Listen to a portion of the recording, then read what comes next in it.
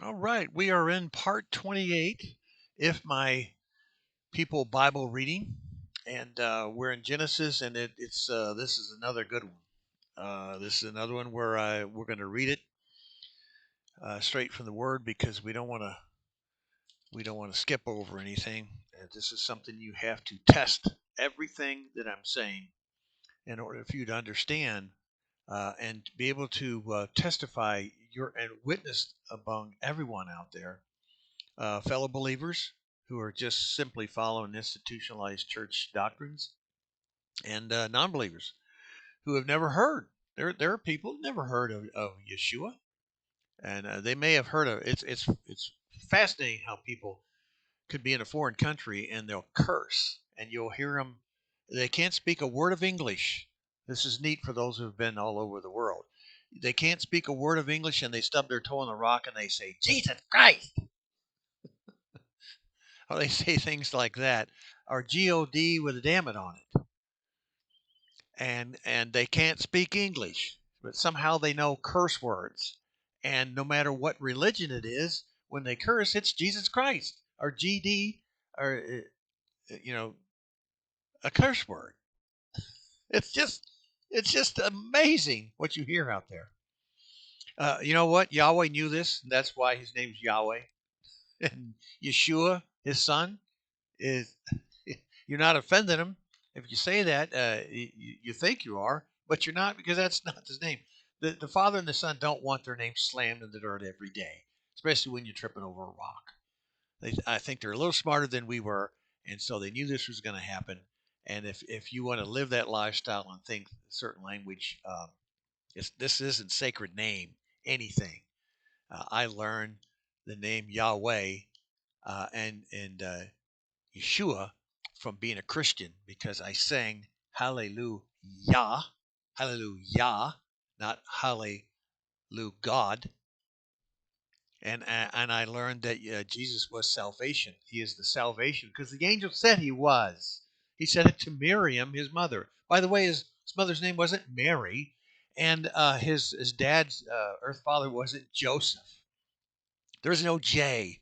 It's Yoshef or Yaakov, but it wasn't Joseph and it wasn't Mary, an English name. It was Miriam. Okay. See, you see what I'm where I'm getting at with this? It's little things that become big things. It's no big thing, but once you know the truth, you just don't continue to say things that you know are not true. You start telling the truth. That's what we do here. So we'll go to verse 26 in chapter 4.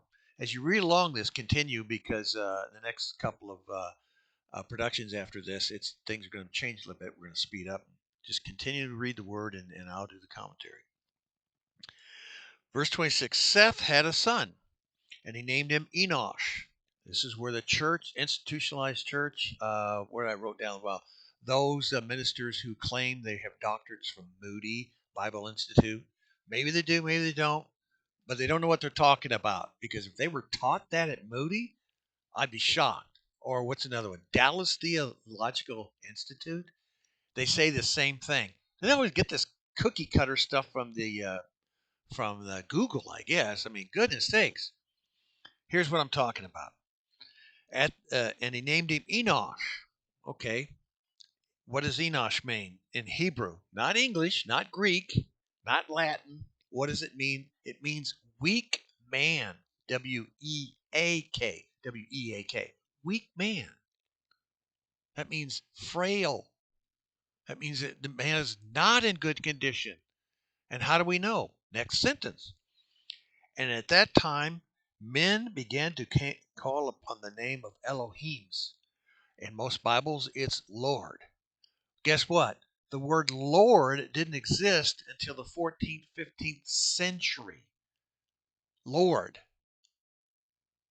His disciples never called him Lord. They called him Master, but not Lord. So what we're talking about in these days is, and then became calling the name of Lord. Lord is also a plural. Lords. Look at all those Lord out there, all lording around, or Elohim, Elohims. So what are we saying here? At that time, men began to call upon the name of pagan gods, Elohims, lords. Were there Nephilim in those days? Oh, yeah. Were there fallen angels going into people's bodies because they lost their natural first estate? Oh, yeah. Were they big and gigantic? Probably. Were they small and miniature? Probably. Were they dominating and way over intelligent than all the humanoids, the humans, the Neanderthals, whatever you want to call them? The people that live way up north had hairier bodies because it got cold.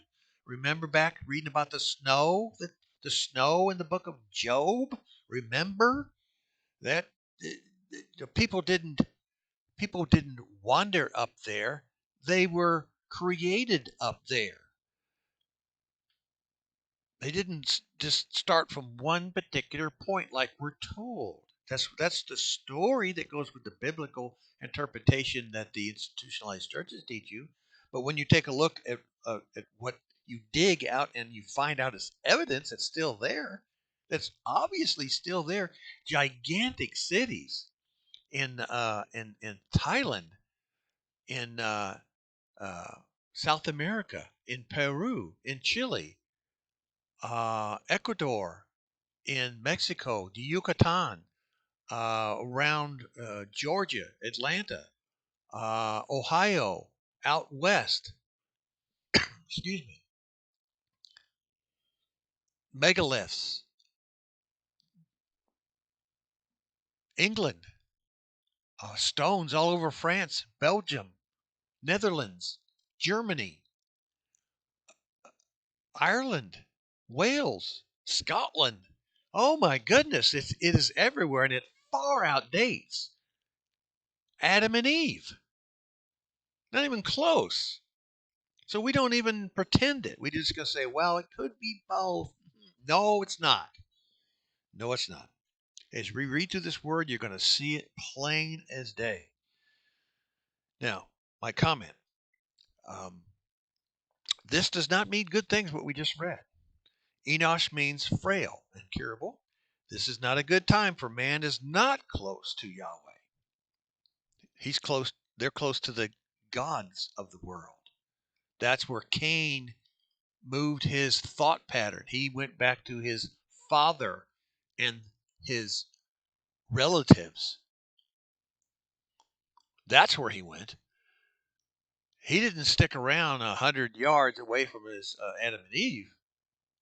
He went back to where he was welcome.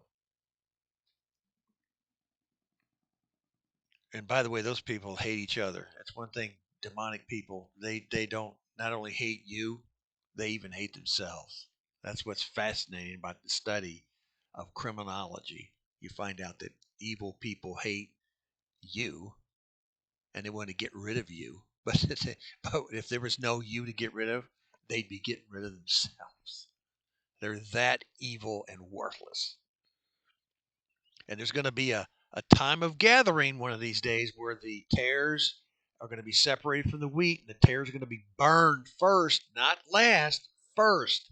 They're going to be the one gathered up. They're going to be one taken from the field. They're going to be the one taken from the bedroom.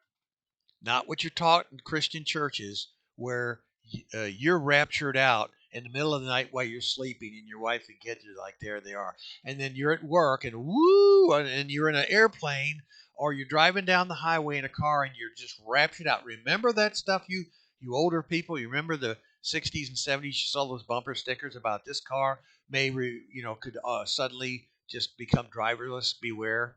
Remember those bumper stickers? Calling on the name of Elohims means that you are not with him, the Father. It is a curse. Therefore, you are calling on other Elohims and separated from Yahweh. That is when mankind. Now, mankind is a male female. Mankind doesn't mean men. Mankind means mankind. A woman is of mankind. Because she came from Adam, she is also mankind. And because she was created in the image of the Father, she is mankind. So don't get this sexual stuff going again. Well, look at all these men, what they do. We're talking about mankind means men and women. And anyway, they prayed and worship all sorts of lies. And it's been going on and still is to this day. Fallen angels who lost their estate, mating with women. We're not saying, well, it could have, or we might throw that in as a possibility. No, that's what they did. It's just too much obvious of what's going on out there. Created beings that resembled gods. In turn, these half-breed humans died off, and their carved images remain. There's all the carved images that started the idols worshiping Malduks, and they remain still today throughout the world. Right now, in the last couple of years, the Islamic radicals have been destroying them. It's funny that mankind should have been destroying this crap for thousands of years ago. We shouldn't be in the United States. We shouldn't have idols all over Washington, D.C. And we shouldn't have megaliths like the Washington Monument. It is a idol. We shouldn't have a gigantic idol on top of the Capitol in Washington, D.C. We shouldn't. We shouldn't have an image of some kind of woman in New York Harbor with the law in her hand.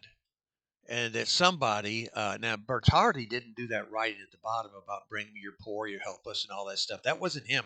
That was done by a bunch of other socialist fascists that put it in those days. That's the truth. Look it up.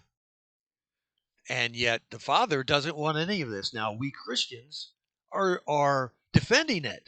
Really? Is once again, have you ever read when we read this Bible from beginning to end? So many times God says, do this, do that. The Father says, do this, do that. Yeshua says, do this, do that. And we don't do it. Well, if the Father wants it done, he does it. In fact, in a number of occasions, the Father gets so mad at individuals, he simply slaughters them. He kills them. And so was a king, and Yahweh didn't like him, so he killed him. He's wanting things done, and mankind's supposed to do it, and you don't do it. Joshua, when you go in there, clear out the land, and whatever you do, don't do this, don't do that, don't mix with people. And by the way, these tribes over here, destroy them, every one. In other words, he's not saying destroy the men, he's saying destroy women and children. Why would Yahweh tell you in the Bible to destroy little children? Here's why. Because of today, the condition that we're living in. The DNA, the particular people that Yahweh told you specifically to get rid of. You get rid of it. He told you to do it. And our forefathers didn't do it. And look at the result of what we have today. Look at the result. Now that doesn't mean the whole society, that the whole world population of cultures. It's not what he said. Out of hundreds and hundreds and hundreds of cultures, he named a couple, and he said these people here are bad news. And on some of them, he got rid of them himself, and on others, he just let it continue because you want to wallow in sin, have at it, and that's the condition that we live in today. And it has nothing to do with culture. As culture has nothing to do with all the culture today. It has nothing to do with color of skin. Once again, you got to say this over and over again. It has nothing to do with the color of skin. It has to do with who is your father.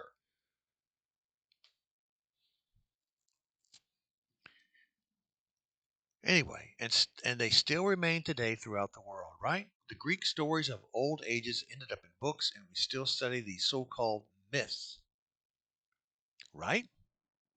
And matter of fact, when Yeshua ascended and the people were dispersed into Turkey, where the other 10 tribes were living at the time. They weren't all over the world. There was still a bunch of them in Turkey, establishing cities there, lost in the faith, but not. They were not lost. They knew who their father was. They just ignored it. They uh, wrote, when they finally finished it 300 years after Yeshua died, they put down his name was Yehosus, son of Zeus. And somehow Christians are defending that to the T. They'll die for the name of Jesus, but they won't say Yeshua salvation. They won't do it. Think of that. We'll see you next time.